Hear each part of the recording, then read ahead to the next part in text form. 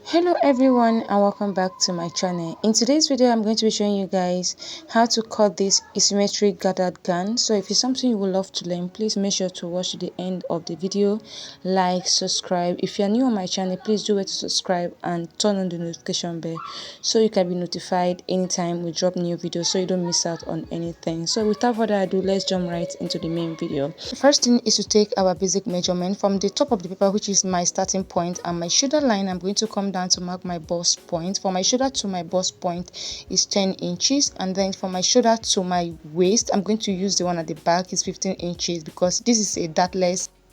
Then for my shoulder to my hip point is 24 inches, so I'll mark this 24 inches here. I'm going to repeat the same point here just so I can get a straight line. I'm going to mark my bust point, my waist point, and my hip. I'll go ahead and extend all these points across.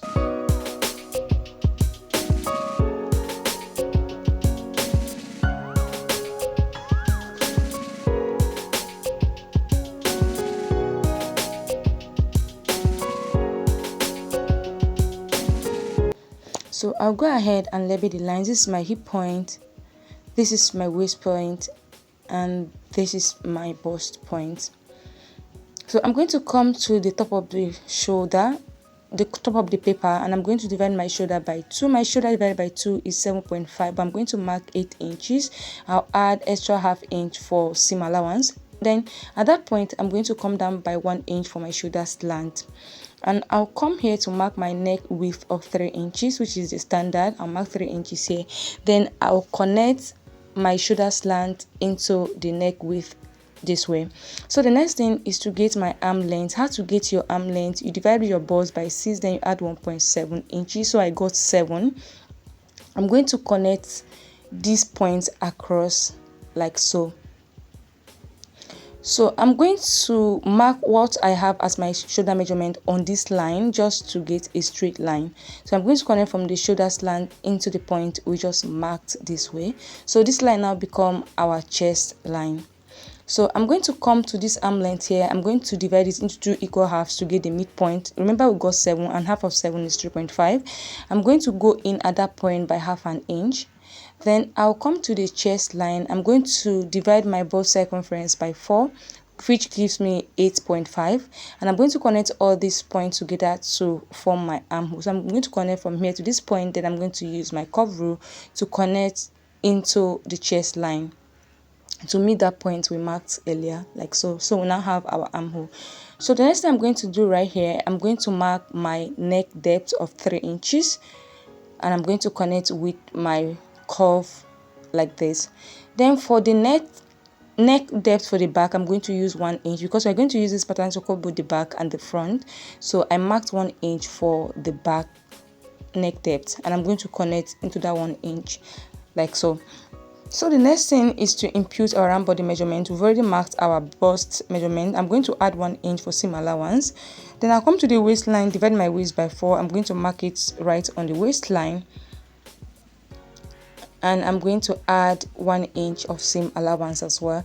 I've come to the hip line. I'll divide my hip by 4. My hip divided by 4 is 9 inches. I'm going to mark it right on the hip line. Then I'll add 1 inch of seam allowance as well. Then we're going to connect all these points together. So I'm going to connect from the bust to the waist and waist down to the hip line. So if you have your curve rule at this point, please do it to use your curve rule to connect from the waist to the hip so that that place is not too sharp. So after connecting this, I'm going to cut it out just so we can create the effect we have at the waist area. And when you are drafting your pattern paper, please make sure to have your paper on fold because it's an asymmetric dress. So make sure your paper is on fold when you are cutting this. So if you have watched this point and you have not yet subscribed, please do it to hit on the subscribe button. Subscription is totally free, and do it to like, share. So I'm going to open this up this way. So to create the effect we have at the waist, it can either be on your right or on your left side. So it depends on where you want it. So from the waist at this side, I'm going to come down by 2 inches. From the waistline, I'm going to come down by 2 inches. Then I'll come to this side and come in by 3 inches on the hip line. Then I'm going to connect from the 2 inches to that 3 inches we marked at the other side. So I'm just going to use a dotted line to just connect all the way to have a perfect curve. If you have your curve rule, you can actually use your curve rule to just do this at once. You don't have to like go over it over and over again. So I was just trying to make the dotted line perfect, to make it curve well. So I just had to repeat the process.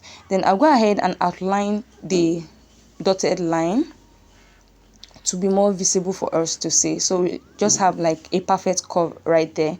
So this is basically it. I'm going to cut this out now so we can see what we have here.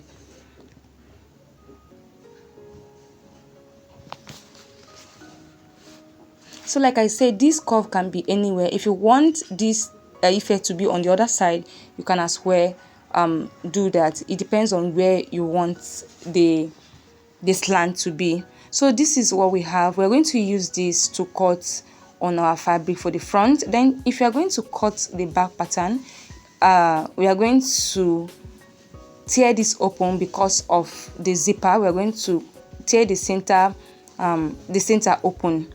So you just open it up just so you can include your zipper allowance when cutting the back pattern, and that is basically it.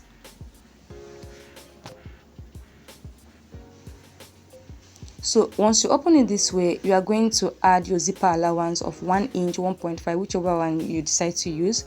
You add your zipper allowance at the both side before you cut on your fabric for the back pattern.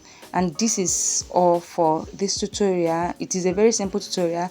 Then you can cut the remaining part of the dress, the flay parts, to gather it into the upper part, and that is basically it. Thank you so much for staying tuned, and see you in my next video. Bye.